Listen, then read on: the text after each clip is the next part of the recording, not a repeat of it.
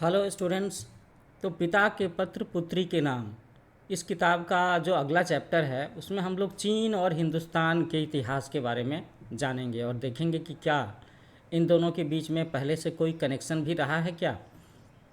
जो बच्चे पहली बार इस सीरीज़ का वीडियो देख रहे हैं तो मैं उन्हें बता दूं कि हम लोग इस सीरीज़ में जिस किताब के चिट्ठियों को पढ़ रहे हैं वो ये किताब है, पिता के पत्र पुत्री के नाम, जिसमें जवाहरलाल नेहरू ने काफ़ी सारी चिट्ठियां लिखी अपनी बिटिया इंदिरा गांधी को।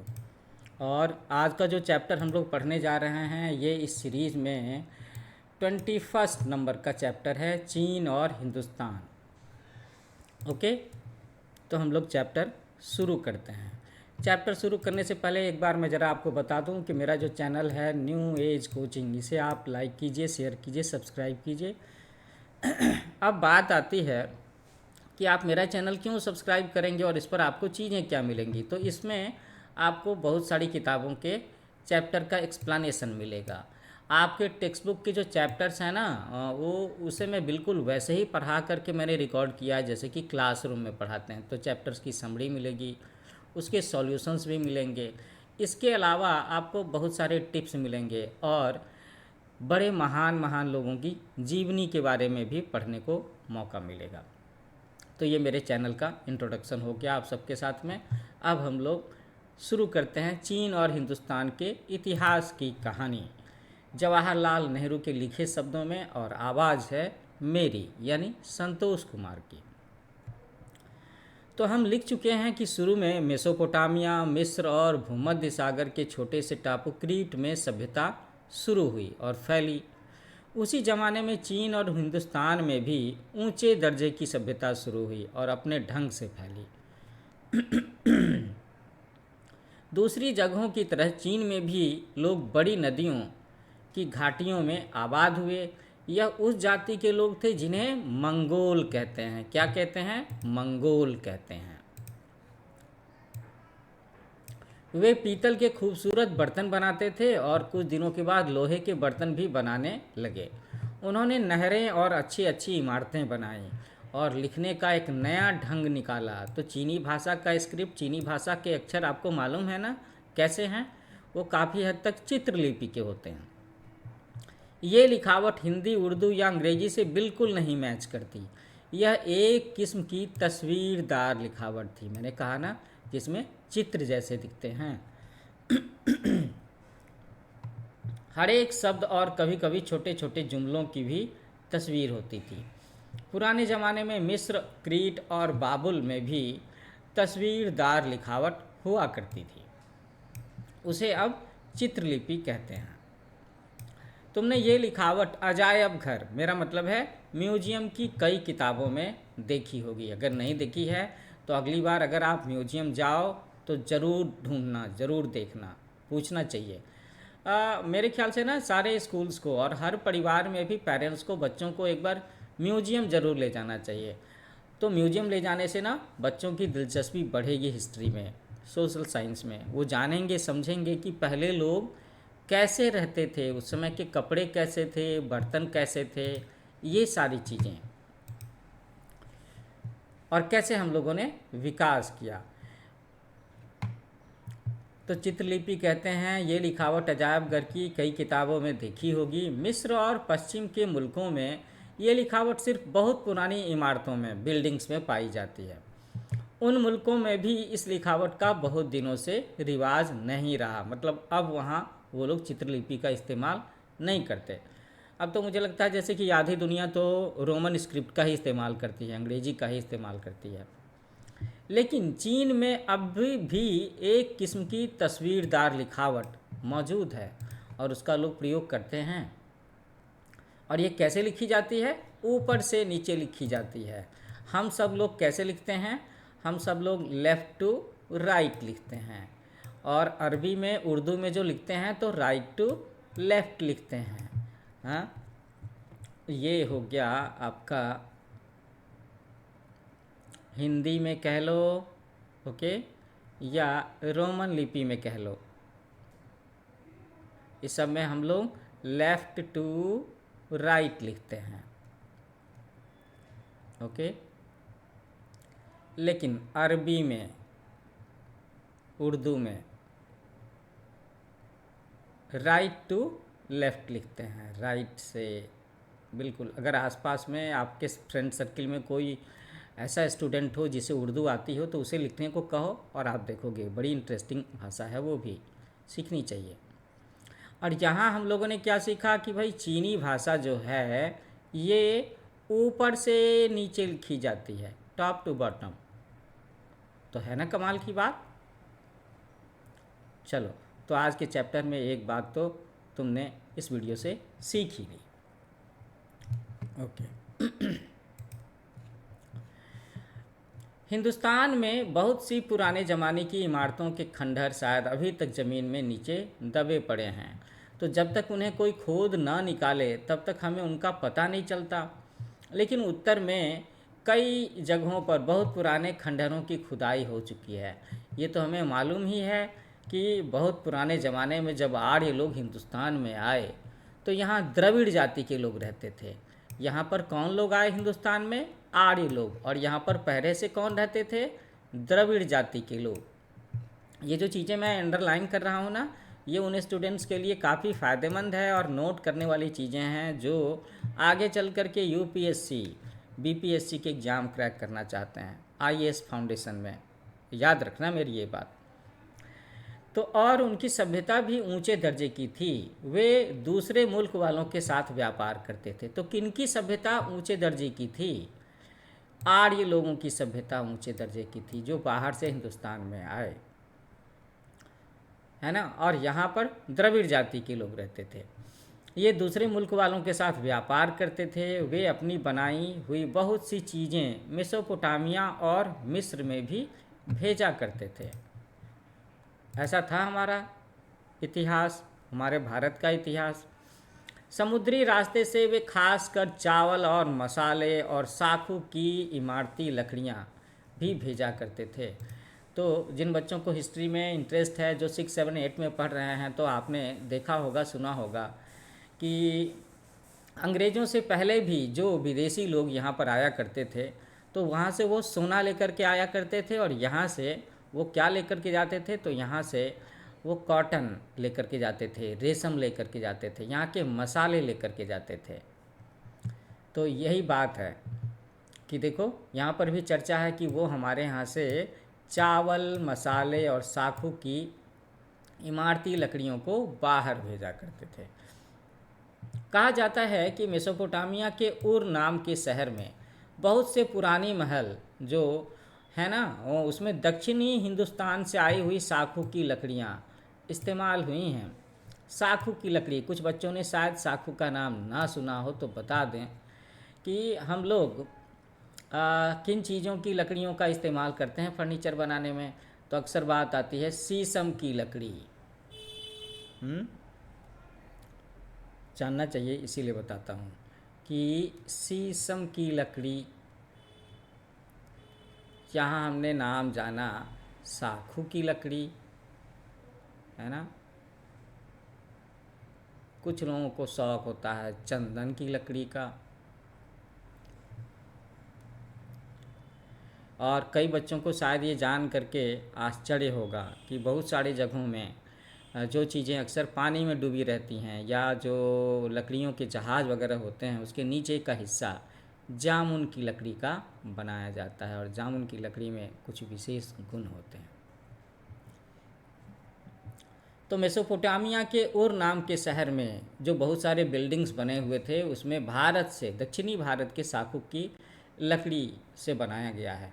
ये भी कहा जाता है कि सोना, मोती, हाथी दांत, मोर और बंदर हिंदुस्तान से पश्चिम के मुल्कों को भेजे जाते थे। लो, एक और भी इंटरेस्टिंग बात कि यहाँ से मोर भेजे जाते थे, वेस्टर्न कंट्रीज़ में बंदरों को भी भेजा जाता था।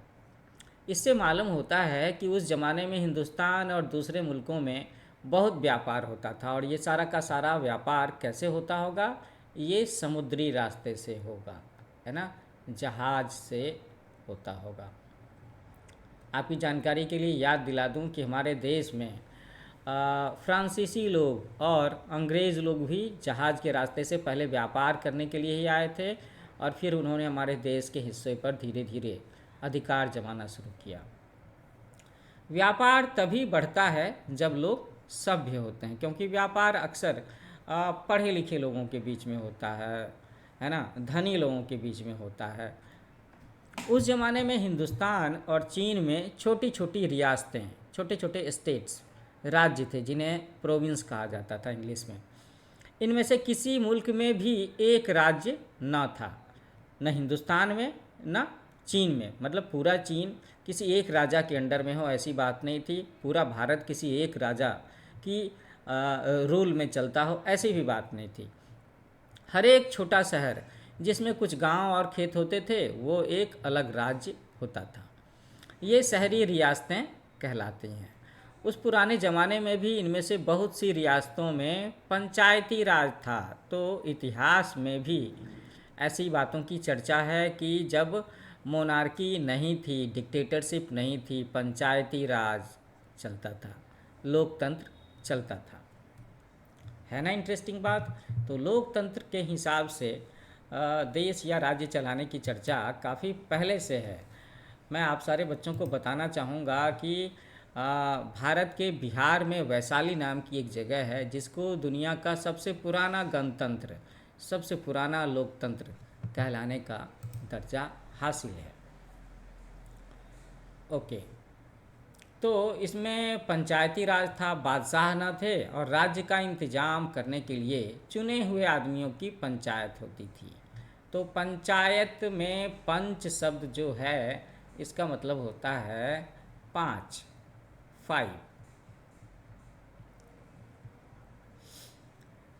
पंचायत और पंच से रिलेटेड एक कहानी आप सब लोगों ने पढ़ी होगी, सुनी होगी ना, पंच परमेश्वर, प्रेमचंद की कहानी। चलिए, तो फिर भी कई रियासतों में राजा का राज्य था। गो कि इन शहरी रियासतों की सरकारें अलग होती थीं, लेकिन कभी कभी वे एक दूसरे की मदद किया करती थीं। कभी कभी एक बड़ी रियासत कई छोटी रियासतों की अगुवा, लीडर बन जाती थी, मुखिया बन जाती थी। चीन में कुछ ही दिनों के बाद इन छोटी छोटी रियासतों की जगह एक बड़ा साम्राज्य बन गया। शायद ऐसे ही बात लिखी है। तो जहाँ पे एक बड़ा साम्राज्य बन जाएगा, एक बड़ा मुल्क बन जाएगा, वो देश जल्दी तरक्की करेगा। बिल्कुल यही लिखा है कि चीन में जल्दी ही छोटे छोटी रियासतों से मिलकर के एक बहुत बड़ा राज्य हो गया। और इसी राज्य के ज़माने में चीन की बड़ी दीवार बनाई गई थी।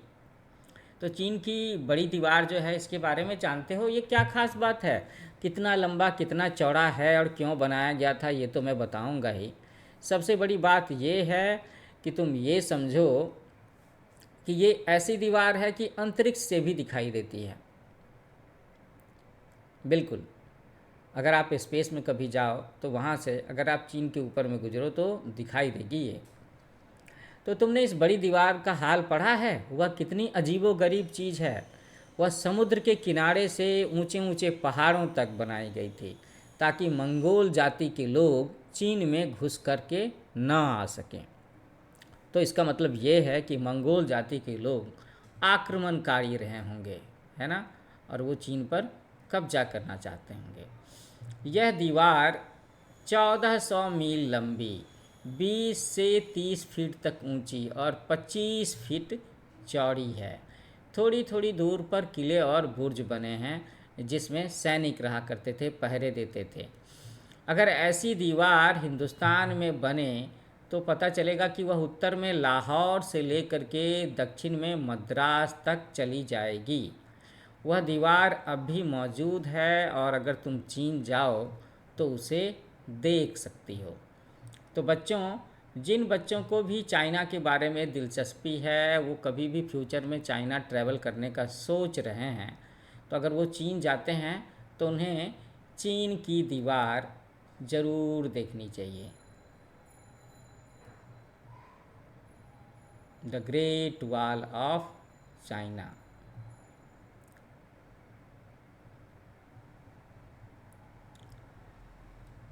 अच्छा, अब इसमें ना चीन के दीवार की लंबाई यहाँ पर माइल्स में लिखी हुई है, मील। मैं आपको बता दूँ कि 1 मील को अगर हम किलोमीटर में बदलेंगे तो कितना होता है? तो ये होता है 1.6 किलोमीटर। तो अभी अब जब तक मैं कैलकुलेटर से कैलकुलेट कर रहा हूँ, आप में से कोई बच्चा चाहे तो कैलकुलेटर से कैलकुलेट करके या मल्टीप्लिकेशन करके मुझे बता दे कि 1400 मील को अगर हम किलोमीटर में कन्वर्ट करेंगे तो ये आखिर कितना किलोमीटर होगा। कौन बता रहा है सबसे पहले, कौन कमेंट्स टाइप कर रहा है? I am waiting for the same.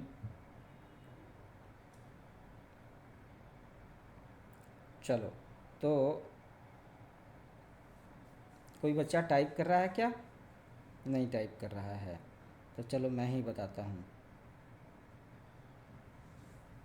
ये होता है 2240 किलोमीटर्स। कितना होता है ये? 2240 kilometres. 1400 into 1.6 will be 2240 kilometres. तो इतनी लंबी दीवार है ये, 2240 किलोमीटर लंबी है ना, लंबी दीवार। चीन के दीवार के बारे में एक छोटा सा वीडियो मैं बाद में फिर से रिकॉर्ड करूँगा, तब इसके बारे में कुछ और भी दिलचस्प जानकारियाँ आपके साथ शेयर करूँगा कि ये कौन सी ईस्वी सन में बनाई गई थी, उस समय चीन में कौन से राजा हुआ करते थे, उन लोगों की लाइफ स्टाइल कैसी थी और उन्होंने इतनी बड़ी दीवार क्यों बनवाई। एक कारण तो यहाँ पे लिखा है कि मंगोल जाति के लोग चीन में घुस करके ना आ सके, इसलिए बनाई गई थी। ओके,